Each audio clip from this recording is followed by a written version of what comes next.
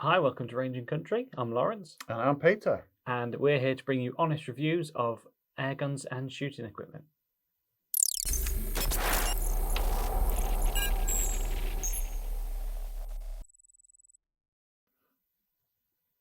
Okay, so today we've got the brand new FX Panthera Hunter.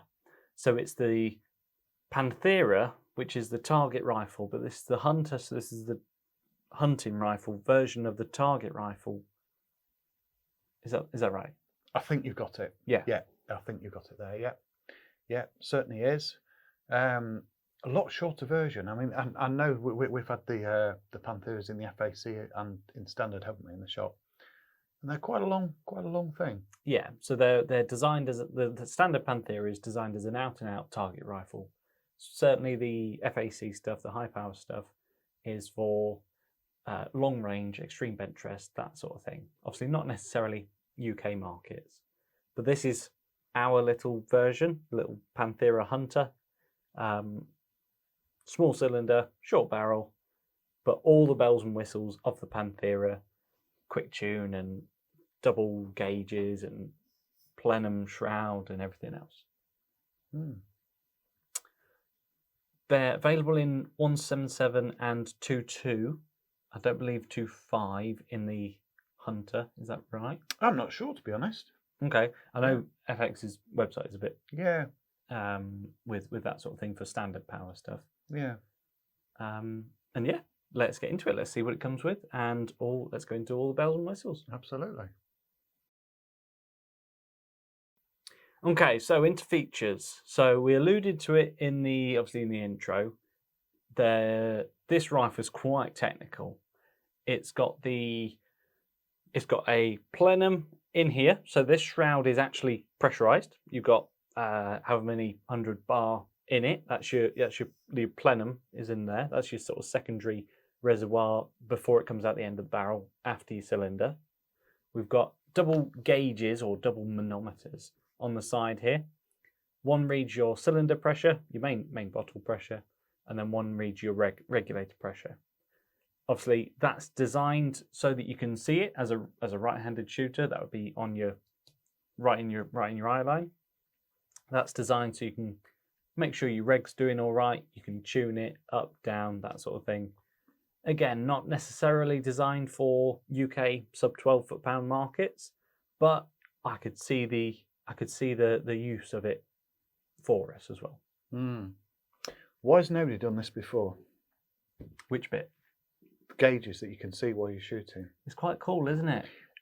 You think, first off, when you see it, you think, what are they doing there? And then you get up into the shoulder, you think, well, I can see exactly how much air I've got. Yeah, and then you go like, oh. It's very clever, actually. I mean, it's quite simple how they've done it.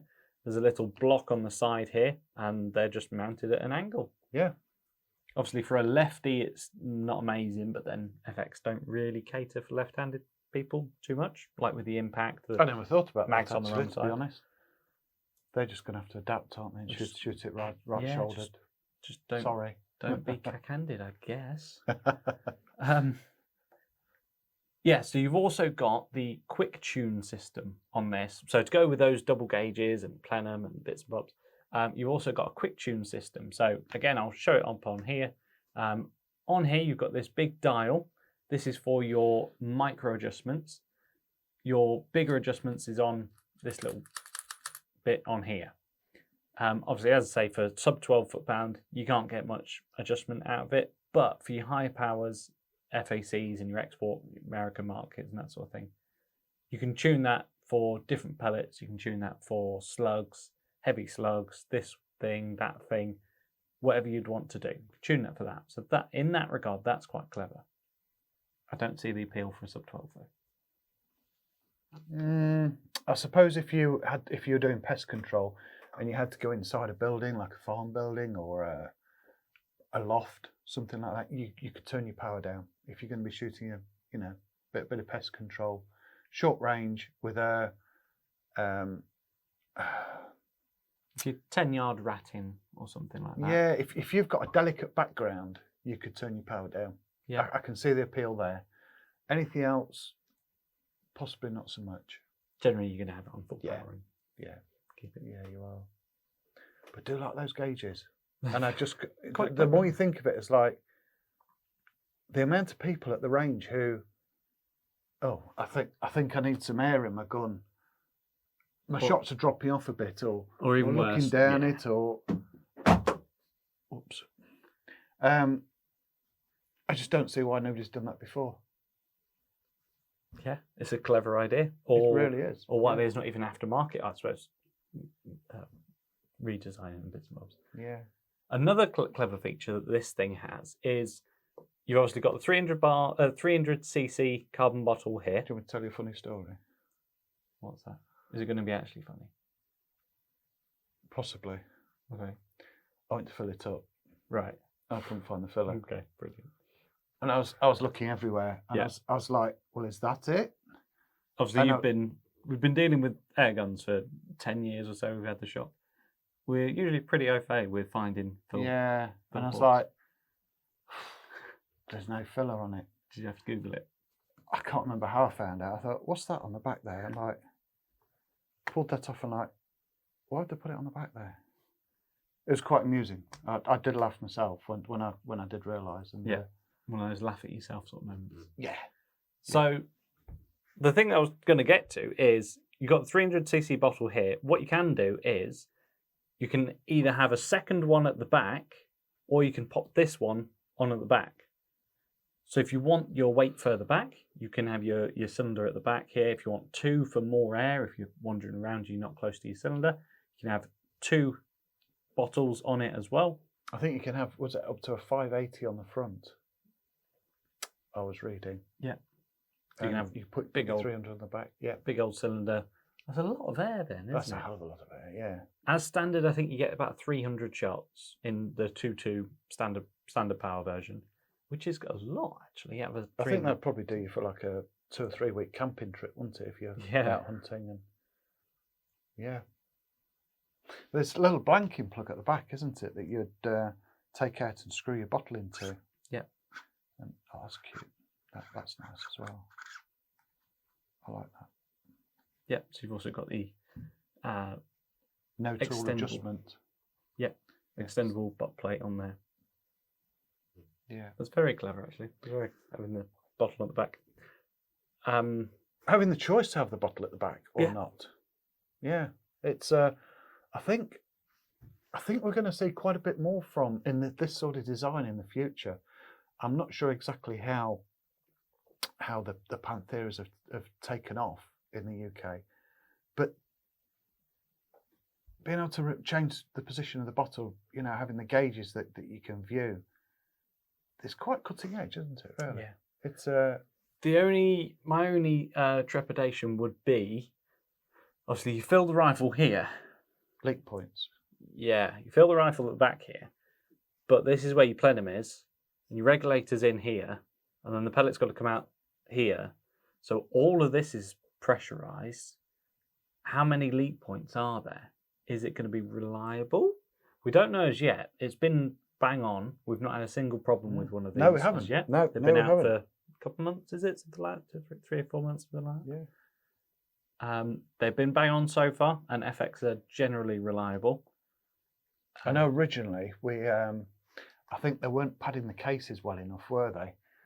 And there was not enough padding against those gauges on the first ones that were brought into the UK. Well, I don't think it was necessarily. It was that they were facing the wrong way, so they were facing downwards in the case. They were, which only gave a very thin layer of padding, which wasn't enough to transport. We had quite a few that just had damaged gauges, swapped gauges out, fine, sorted. So that was a bit annoying. That was. If they just flipped it over and the gauges would have been facing up, you'd have had the foam on the lid to protect it. Cutting edge in some respects, but just let themselves down on that. Yeah. We haven't talked about the basics, so we've got a little side lever action on here. There we go. Little side lever here. That's very, very smooth. I know that you've been the one that's zeroing them today, so I know that you've had more hands-on experience with shooting them and that sort of thing. But they're, as with all FXs, nice and easy to use, low effort, and very, very smooth. Also comes with one of their 20, is it 21, 22 round magazines. Just slide straight in here, little plastic jobby. That's with a lift-off cover as well, which is very, very easy to reload. Yeah. It's also very easy to put one in backwards as you're loading around. Infuriating. Yeah, especially if it's one of the last ones that you put in. Yeah. Yeah. Probably want to make yourself a little cardboard disc to put over it with a couple of cutouts just for that purpose. And That sounds very complicated. No, just a little round cardboard disc, a couple of holes in it, put it over the top, just tip it up. Fair enough. There's one thing I want to try. Yeah. Can you hear that noise?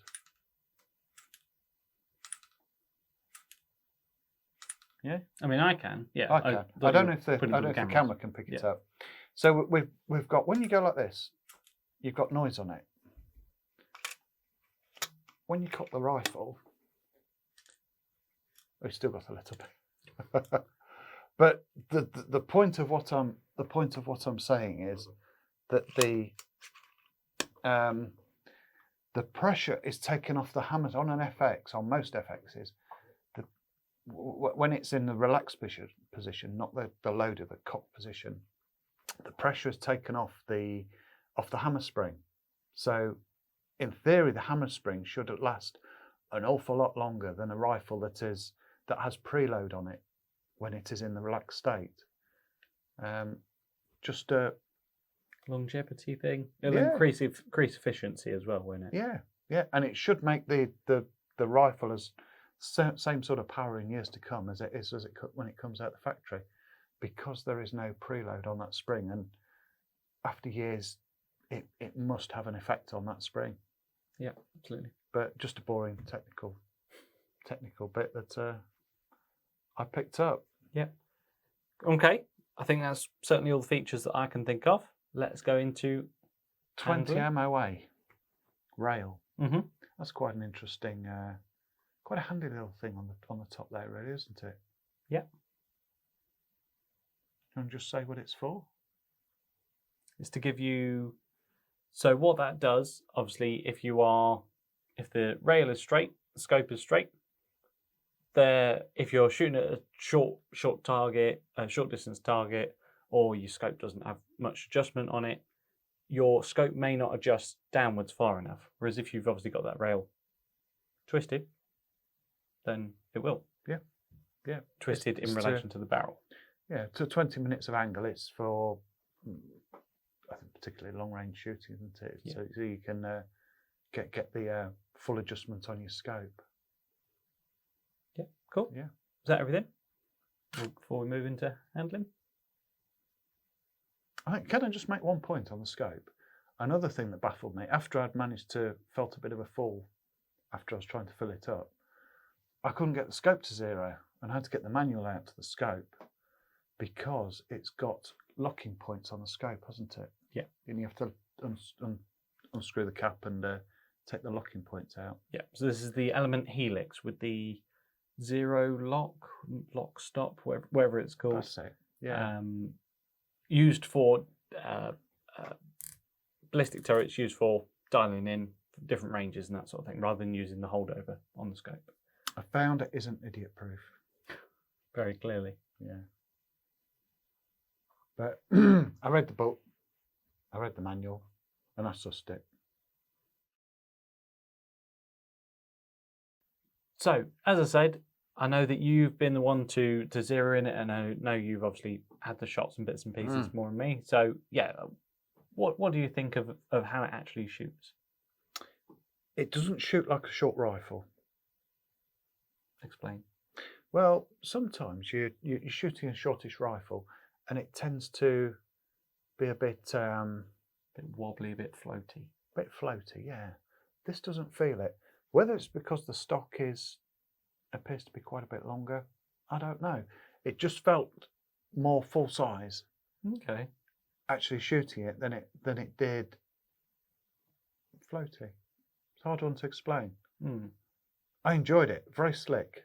Very, very slick action on it. So a bit nicer on the range, you'd say, than another sort of bullpup that's light in the stock. I'd say so. Yeah, yeah, I would say so. Yeah, for sure.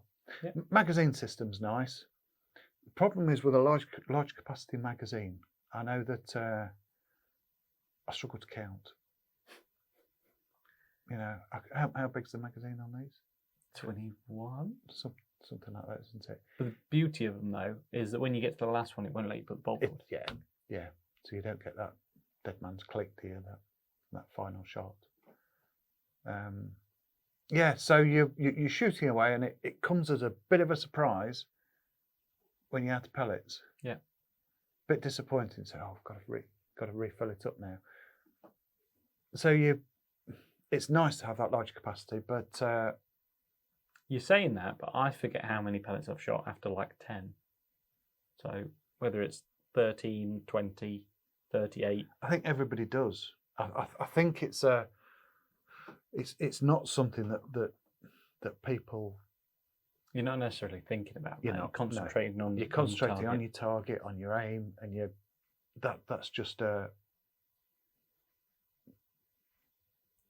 something you don't have to worry about. Yeah. Really.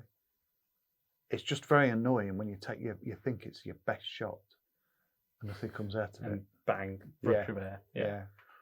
Damn, that was going to be the best shot of the day. That was. But yeah, there we are. I got on really well with it. It's very light. With the scope on, I weighed it as I like to weigh most things. 3.2 kilos. Okay. So pretty light.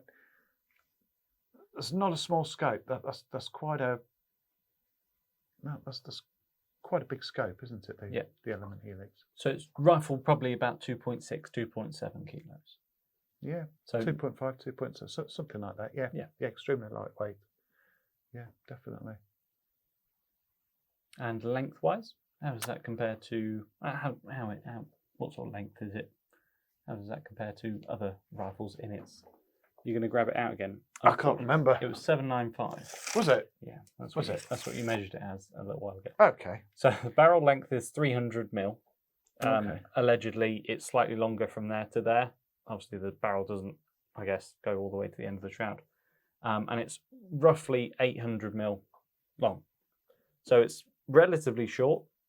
It's not the shortest. We've had shorter, but you'd have to be very, very short. Bit shorter.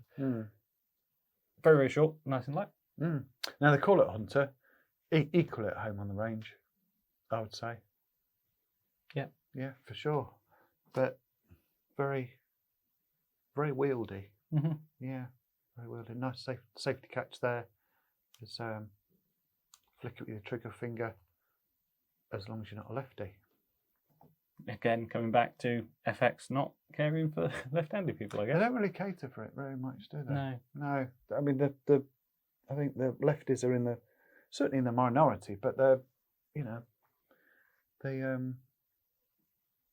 it's nice when you do get an ambidextrous stock, and if you can swap the side lever over. Yeah, certainly.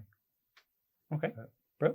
Let's go into shooting now. If you're all sorted, let's go into shooting. Let's give it a go. All eyes will be on you for this next one. Great. Okay, here we are about to test the Panthera Hunter. So over to you. Let's give it a go. Okay. Let's see how we can perform with this little beauty.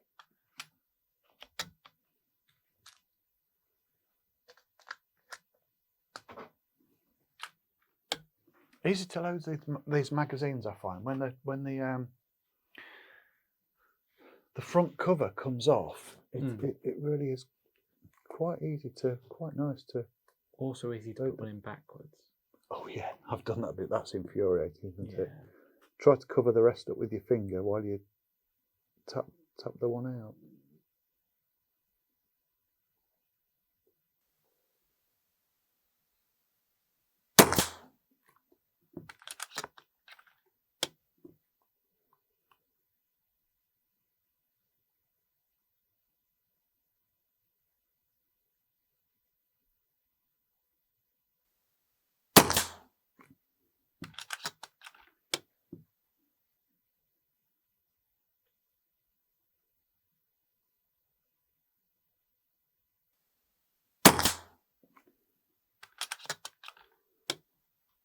How many shots do I have to shoot?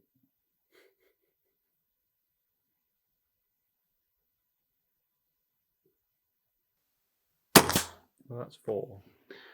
Now, If you do one more, you're invariably going to put it 3 inches to the right.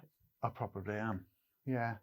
Now, we've got this element helix scope on. Okay, go on then. What excuse is this going to be?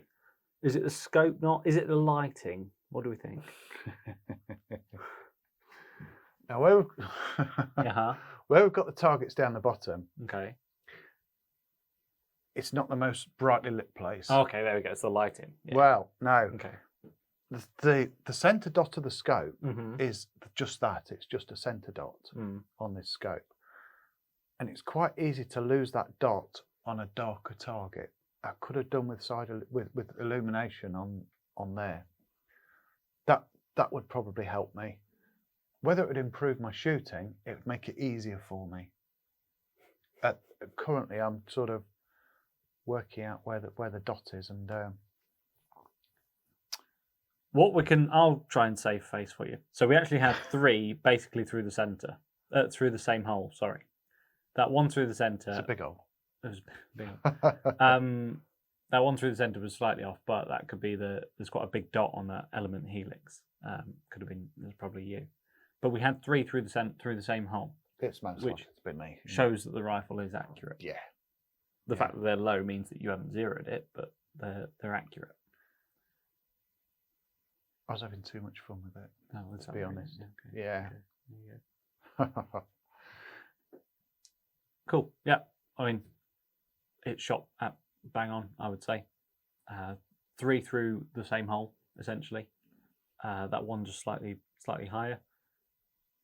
Nice. Yeah, I'm happy with that. I'm not the best shooter in the world. I'm not going to profess to be. Yeah, I'm happy. Okay. The gun certainly is an awful lot better than I am. But Yeah, wouldn't take much. Okay, let's go. Let's go into closing thoughts then. Okay, so to summarise then, FX Panthera Hunter. Shot really, really well. Nice and easy to use. Nice and easy to load. All the bells and whistles. Nice big magazine. Brilliant. What would you say? If you like not adjusting, but if you like adding bits to it, if you like guns that you can that are quite versatile and you can move the bottle to here if you want, add another bottle, ideal. Yep, you can play about, you can tinker with it, adjust it. But please, if you don't know what you're doing, don't go messing with the regulators, because I think it's the one drawback that we get. People bring their FXs back, they've messed with the regulators. Generally impact Mark 3s. Yeah, they've watched a bit of YouTube, they think they know what they're doing, and they break them. Yeah. So if it ain't broke, don't fix it. Really, is the moral, I think. Or all means change the bottle, swap it about, but don't go messing too much. So I really enjoyed shooting it.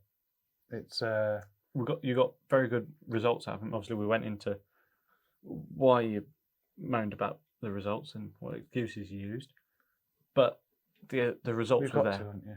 Oh, yeah. The results were there. It was putting them through the same hole. The gun's far better than I am. Funnily enough, Far and I better. don't know whether it'll make it to the final cut, but we did do a few more shots after we sort of cut.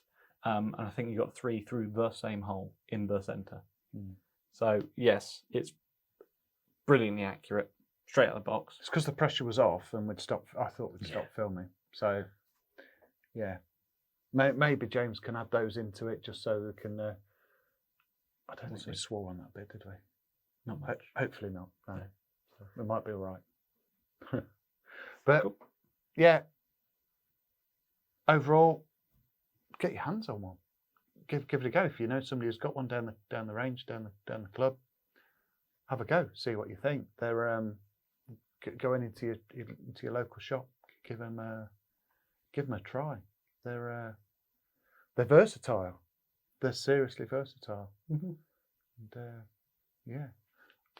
And I like the gauges. You've said that once or twice. Yeah. Carried away, feeding that magazine in. If you get a couple of extra magazines, you can be sat there. All of a sudden, oh, yeah, I need air in it. You don't have to turn it over. You just keep going it. Just Not don't, so much the regulator gauge. That could have been hidden, but the contents gauge, brilliant. just don't forget how you fill it up, where you fill it up from. No. Okay, brilliant. Yeah, thank you very much. Thank you. Please remember to like and subscribe, and we'll see you in the next video. Thank you. You can try and save face now. No, camera stopped.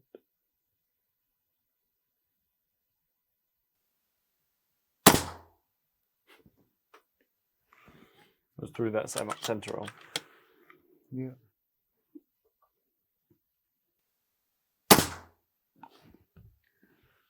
I should have shot them on camera. I mean, we are still on camera. Oh.